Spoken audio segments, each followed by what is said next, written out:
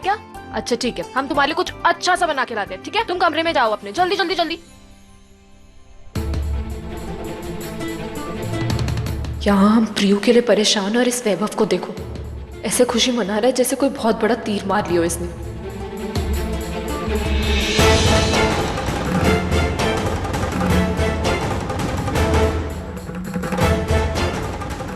यही समय है पूर्वी, वैभव अभी यहाँ अपने दोस्तों के साथ बैठा है, तो क्यों ना हम इसके कमरे में जाके तलाशी ले। हो सकता है हमें प्रियू के बारे में कोई सुराग मिल जाए, क्योंकि ये तो पक्का है कि इसने प्रियू के साथ कुछ ना कुछ तो गड़बड़ की है।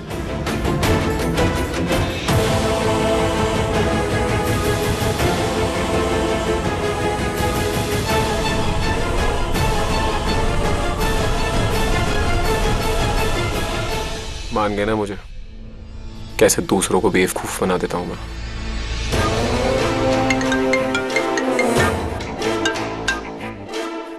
हेलो, आपको आधार कार्ड का नंबर चाहिए? मैं 1 मिनट में रूम से लेकर आता हूँ। हाँ गाइस, 1 मिनट।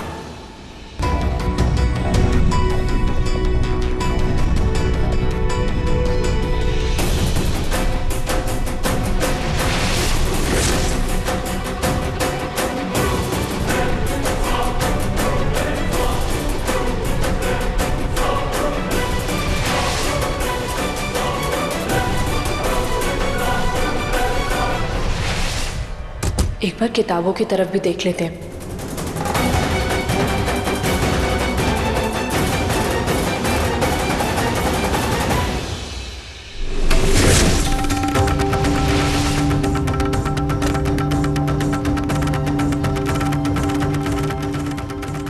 ये इस डब्बे में क्या है?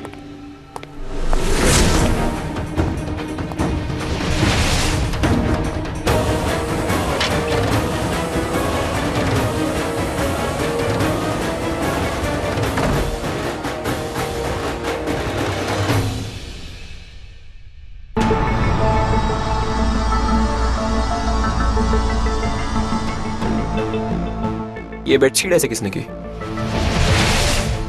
सारे नौकर ना इतने कामचोर हो गए, कोई काम ढंग से नहीं करते, बेडशीट तक ढंग से नहीं लगानी आती है ना। आज ही कंप्लेंट करता हूँ इनकी माँ से। हाँ मिश्रा जी, हाँ आधार कार्ड मिल गया, आप नंबर नोट करो। 3067 0152। मिश्रा जी, आप पैसों की चिंता मत करिए, बस नकली पासपोर्ट अरेंज करिए, मुझे जल्दी से जल्दी निकलना है यहाँ से। ये वैभव को यहाँ से निकलने की इतनी क्या जल्दी है कि पासपोर्ट भी नकली बनवा रहा है।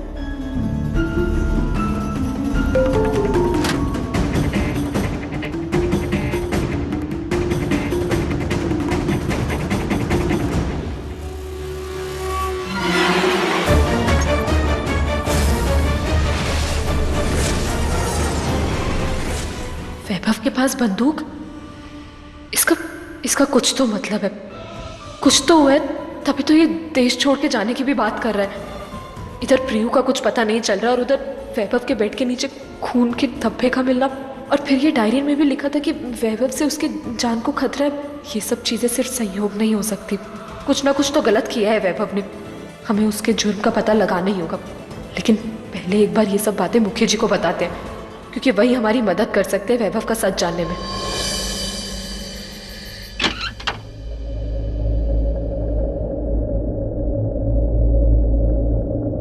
ये मुखी जी कहाँ गए? आज तो हम उनसे वैभव और प्रियू के बारे में बात करके ही रहेंगे। हाथी हाथी जूही, मानस, तुम लोग सोए नहीं अभी तक? इतनी रात हो गई है। आज हम आपके और बाबा के साथ ही सोएंगे। अगर बच्चे यहाँ सोए तो इनके सामने हम कैसे मुखी जी से प्रियू की बात कर पाएंगे? अब नहीं बच्चों, हम एक काम करते हैं, तुम्हारे कमरे में लेके चलते हैं और वहाँ पे कहानियाँ सुनाते हैं। अरे पर क्या कर रहे हो? जूही, मानस, अच्छा एक मिनट सुन तो लो। हम तुम्हें अच्छी कहानी सुना के सुला देंगे ना तुम्हारे कमरे में। ऑर्डर मिला है। किसने दिया है तुम्हें ऑर्डर?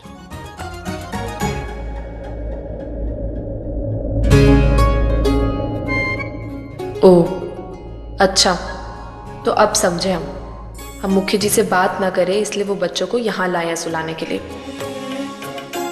मुखी जी जरा सी बात को इतना लंबा क्यों खींच रहे हैं आप?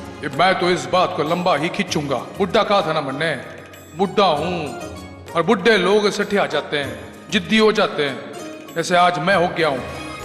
पता नहीं अपने आप को क्या समझते हैं आप। तेरा ताऊ समझता हूँ। और बोल बावरी, तेरे ताऊ की उम्र का हूँ ना। आओ बच्चों, हम तुम्हें तुम्हारे कमरे में सुलाते हैं। अच्छी सी कहानी सुनाएंगे और तुम चुपचाप सो जाओगे। चलो चलो आ जाओ, आ जाओ, आ जाओ, आ जाओ, आराम से आ जाओ। बच्चे यही सोएंगे मेरे साथ। अब नहीं, हम बच्चों को उनके कमरे में सुला देंगे, वो सो जाएंगे वहाँ पे आराम से। बच्चे यही सोएंगे मेरे साथ। हम कह रहे हैं ना, हम सुला देंगे उन्हें उनके कमरे में। यही सोएंगे मेरे साथ, कहा ना। आप समझ क्यों नहीं रहे हमारी बात को? हम सुला यही सोएंगे मेरे साथ। आप लोग तो ऐसे लड़ रहे जैसे कि मम्मी पापा लड़ते हैं। मानस, तुमने सूसू किया है, सूसू राजा। आपको तो कुछ भी समझाना बेकार ही है। अब समझ में आ गया ना मैं कैसा हूँ। चलो बच्चों, मैं तुम्हें कहानी सुनाता हूँ। ठीक है बाबा। एक चिड़ोकली बावरी की कहानी। हाँ। बहुत पुरानी बात है। एक शहर था छोटा सा, वहाँ पे एक पागल बावरी रहती थी। हाँ। वो एक नंबर की चिड़ोकली थी। हर बात पे चिड़चिड़ करना, मुंह फुला के घूमते रहना। एक बार के हुआ, अपनी सहेलियों के साथ वो पिकनिक पे चली गई। माँ, आपसे हम मुखी जी के साथ कॉलेज नहीं जाएंगे। क्यों? क्योंकि माँ, हमारे कॉलेज की सभी लड़कियाँ खुद गाड़ी चला कर आती, तो हम भी गाड़ी सीख लेंगे, फिर खुद चला कर जाएंगे। और वैसे भी अगर हम खुद गाड़ी सीख लेंगे ना माँ, तो छोटी छोटी चीजों के लिए किसी के भरोसे नहीं बैठना होगा हमें। ठीक है, सीख ले गाड़ी। ठीक है माँ। तो कल से ना हम ड्राइवर काका के साथ गाड़ी सीखने जाएंगे जब हम कॉलेज से आ जाएंगे।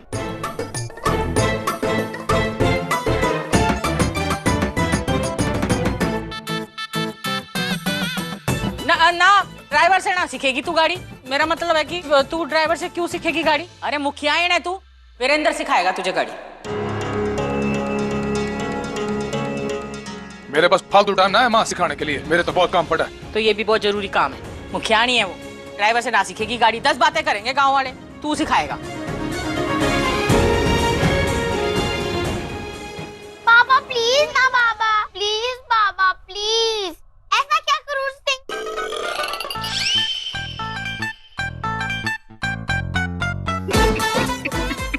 ये नाम अच्छा है। प्लीज बाबा, मान जाऊँ। हाँ ठीक है, सिखा दूंगा।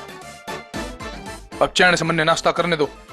ये बावरी नाश्ता ना करके तो चलेगा, वैसे भी गाड़ी में मेरा दिमाग खाने वाली है। गाड़ी सीखना तो बस बहाना है। मौका पाकर हमें मुखी जी को प्रियू के बारे में बताना है। थैंक यू कान्हा जी कि आपने मुखी जी की हाँ करवा दी हमें गाड़ी सिखाने के लिए। तन्ने मैंने जो जो बताया वैसे वैसे करती जा। वो देख क्या रही है? सबसे पहले बेल्ट तो पहन। अब गाड़ी चालू कर। अब बाएं पैर से क्लच को दबा और ये गियर में पहला गियर डाल, ऐसे करके ऐसे आगे। हाँ, अब दायां पैर से धीरे धीरे एक्सीलेटर को दबा, एकदम धीरे धीरे दबाना और धीरे धीरे क्लच छोड़ना। हाँ हाँ ठीक है।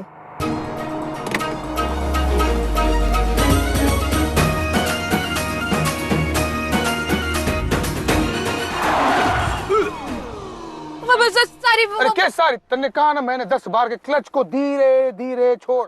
गाड़ी चलाना तेरे बस का ना है। अरे पापा समझ गए, पर क्या समझ गई? समझ गए। अच्छा आप नहीं करेंगे, आप थोड़ा आराम से तो समझाइए। अगर हमें गाड़ी चलाने आती तो आपसे थोड़ी ना सीखते। चल सामने देख, बातें बंद कर, रास्ते पे ध्यान रख। अब धीरे धीरे क्लच छोड़ और धीरे धीरे एक्सीलेटर दबा, एकदम धीरे धीरे। धीरे मतलब धीरे, और ध्यान वहां रख सामने। आराम चलती रहे, धीरे धीरे धीरे धीरे जा। आगे लोग चल रहे, उड़ा मत दे किसी को। आराम तो, आराम तो। छोड़ दिया। क्या कर रही है तू? इसको पकड़ कर। सारी बोलती रहेगी पूरी जिंदगी। हमें तो डर लग रहा है कहीं हम एक्सीडेंट ही ना कर दे। तो मनने लग रहा है। क्या? तू उधर देख, सामने देख, इधर उधर मत देख। उधर देख, सामने देख। सॉरी। नजर रख रास्ते पे, अब फिर कुछ हो जाएगा।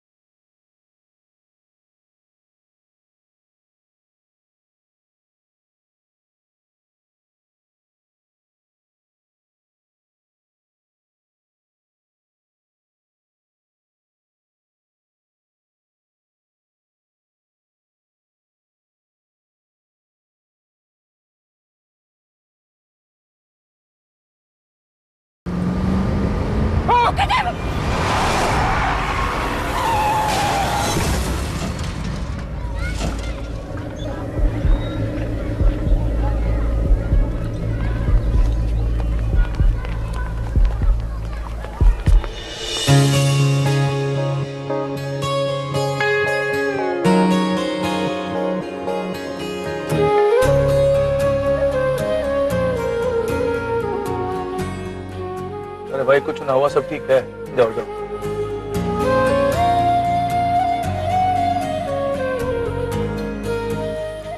तन्ने ना सिखा सकता गाड़ी चलाना, मैं दुनिया का कोई भी काम कर लूंगा, पर तन्ने गाड़ी सिखाना मेरे बस का ना है।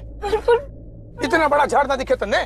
पर इसमें हमारी गलती थोड़ी ना, वो आपने हमारा हाथ पकड़ लिया तो एकदम से हमारा ध्यान भटक गया। ओए गाड़ी सिखाने के लिए हाथ पकड़ा था, मन ने कोई शौक ना है छोटी उम्र की छोकरियों का हाथ पकड़ते फिरूं। एक तो कल से ये उम्र क्या लगाए बैठे आप। माना हमसे गलती हो गया, बार बार क्यों दोहराए जा रहे हैं। और हमें को जरूरी बात भी कर। सबसे जरूरी बात अभी यो है कि यो गाड़ी को जाना पड़ेगा मैकेनिक के पास। हाँ चुपचाप बैठी रहे, बाकी बकवास बाद में। ओ सुरेंद्र, घर के आगे आजा गाड़ी लेके।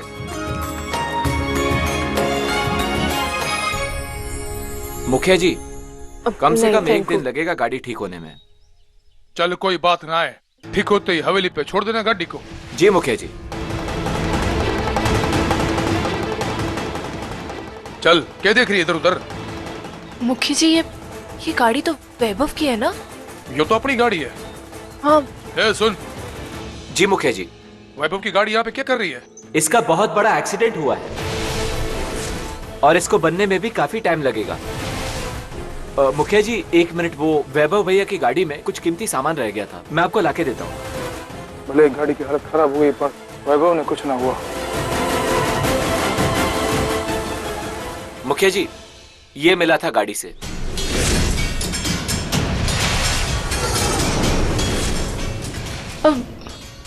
ठीक है, थैंक यू। मुखी जी ये चेन तो प्रियू की है। हे भगवान, प्रियू को कुछ तो हुआ है। पता नहीं प्रियू ठीक भी होगी कि नहीं, हमें तो बहुत चिंता हो रही है। बावरी, तेरी बहन को कुछ ना होगा, फालतू परेशान मत हो। मुखी जी हम फालतू में परेशान नहीं हो रहे, हम यही बात करने के लिए इतनी देर से कोशिश कर रहे हैं, पर आप है कि नाराज बैठे हमसे। कभी कभार दूसरे की भी 2 मिनट सुन लिया कीजिए।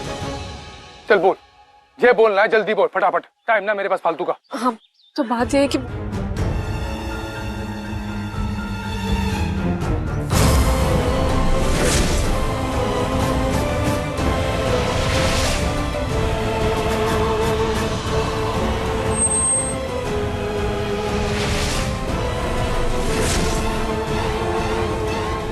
हमें लगता है कि वैभव हमें मार डालेगा। वो किसी राक्षस से कम नहीं है।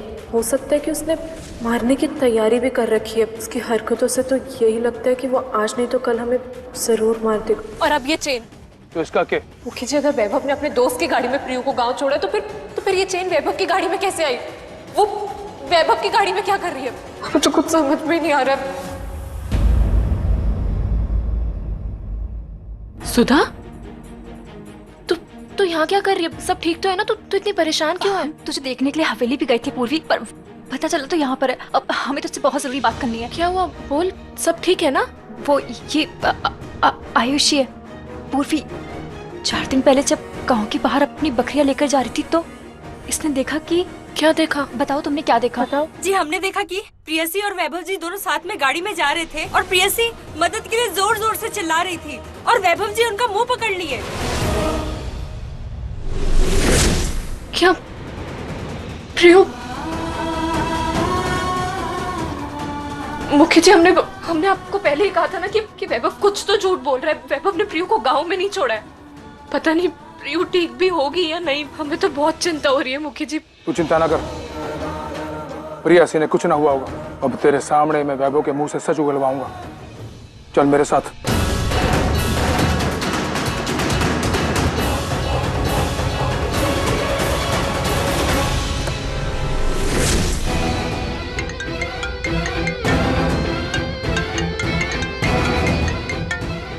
थैंक्स ब्रो, तेरी वजह से मुझे मेरा नकली पासपोर्ट इतनी जल्दी मिल गया। अब यहाँ से ठीक 2 घंटे में दिल्ली एयरपोर्ट और हमेशा हमेशा के लिए आउट ऑफ कंट्री।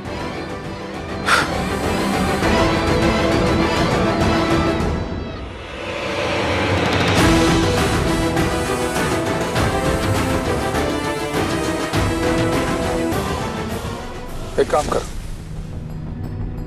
माँ को फोन लगा और डाल दे स्पीकर पे। हाँ पूर्वी, तू चिंता मत कर। हेलो। हाँ माँ। हाँ वीरेंद्र। वैभव घर पे ही है ना, उसे वहीं पे रोक के रखना, मैं अभी पहुंच रहा हूँ। ना पर वीरेंद्र, वो वैभव तो घर से निकल गया। कब निकला?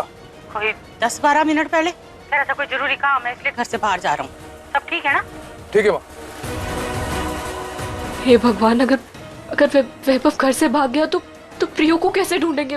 पता नहीं वो ठीक होगी नहीं होगी, वो कहाँ होगी। तू चिंता ना कर, कुछ ना होगा। खींचिए आराम से। आप कहाँ जा रहे हैं? तुमने कहा था ना कि शायद वैभव विदेश भागने की तैयारी कर रहा था। अगर ऐसा कर रहा है तो पहले वो दिल्ली एयरपोर्ट जाएगा और हम रास्ते में पकड़ लेंगे उसे। मैं छोड़ूंगा ना उसको।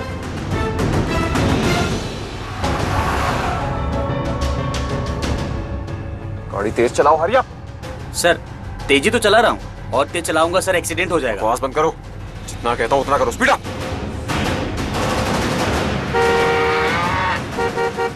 अरे अपनी गाय बकरियों को साइड, पहले रास्ता छोड़, जल्दी जाना है मरने।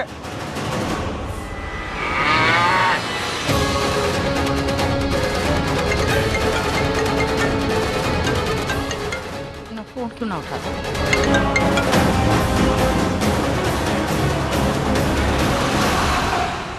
हे कान्हा जी, कृपा करना, किसी भी हाल में वैभव को भागने मत देना प्लीज।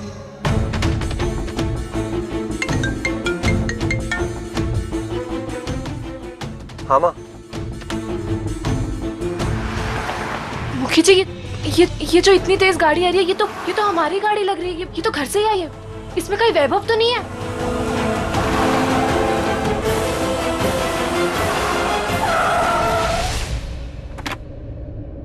यू ब्लडी फूल, क्या कर रहे हो ये?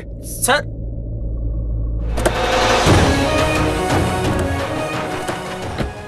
रुक, इधर आ। प्रेयसी किधर है? भैया वो तो हरिद्वार। देख, सच बता दे, वरना यहाँ से तू हवेली ना सीधा हरिद्वार जाएगा। भैया मैं सच ही बोल रहा हूँ, हरिद्वार ही। सीधा खड़ा रहे, यहाँ खड़ा रहे। वैभव प्लीज बता दो, प्रियू किधर है? ये चेन, प्रियू की चेन तुम्हारी गाड़ी में क्या कर रही थी? वैभव सच से बता दो, प्रियू कहाँ है? हमें सुधा की दोस्त ने बता दिया कि तुम उसको जबरदस्ती कहीं लेके जा रहे थे। वो मदद के लिए भी चीख रही थी। वैभव प्लीज बता दो, प्रियू किधर है? तन्ने इसके सामने ऐसा गिड़गिड़ाने की जरूरत ना है। इसका तो मैं वो हाल करूंगा ना, अभी सब सच बोलने लग जाएगा। सच बोल वरना दूंगा एक। भैया मैं सच ही बोल रहा हूँ, बाई गॉड मैं उसे खुद घर छोड़ कर आया था, वो हरिद्वार ही गई है।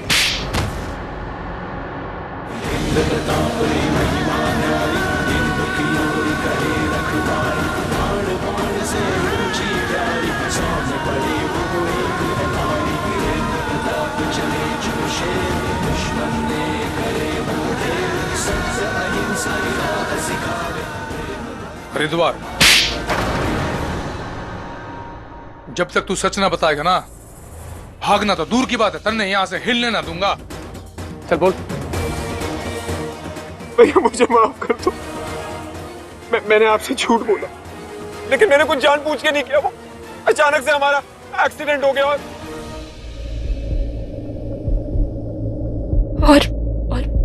मतलब वैभव, प्रियू ठीक तो है ना? बोल, बता क्या हुआ उसके साथ? ये किया तन्ने, बोल।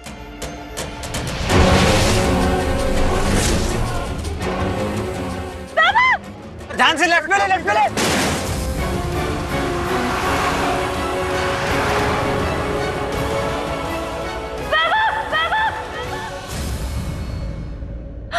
पूर्वी संभाल के।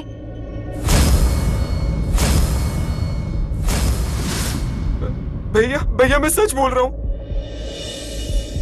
भैया प्रियसी शायद अभी भी जिंदा होगी, क्योंकि मैंने पूरा जंगल छान मारा था और उसकी लाश अभी तक नहीं मिली। इससे लेकर कमरे में बंद कर दो और ध्यान रखना कहीं भागने ना पाए। भैया नहीं, भैया प्लीज मुझे, भैया चलो भैया।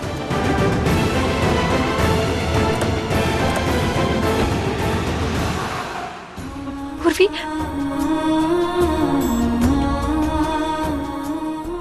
गौरी, गौरी प्रियासी को कुछ ना हुआ होगा। देखो वो जंगल में गिरी है ना, तो किसी आदिवासी ने ले लिया और अपने घर ले गया होगा उसे, उसका इलाज करने के लिए। प्रियु को ढूंढ दीजिए, हम हाथ जोड़ते हैं आपके आगे, प्लीज मुक्के जी। तन्ने ये सब करने की जरूरत ना है। अगर प्रियासी तेरी बहन थी तो मैंने उसका कन्यादान किया है, मेरी बेटी जैसी थी, मेरी भी जिम्मेदारी है। अभी पुलिस को फोन लगाता हूँ, रुक जा। मिल जाएगी। हेलो इंस्पेक्टर, मुखियाणी की बहन के जंगल में खो गई है, जल्दी से ढूंढ निकालो उसे।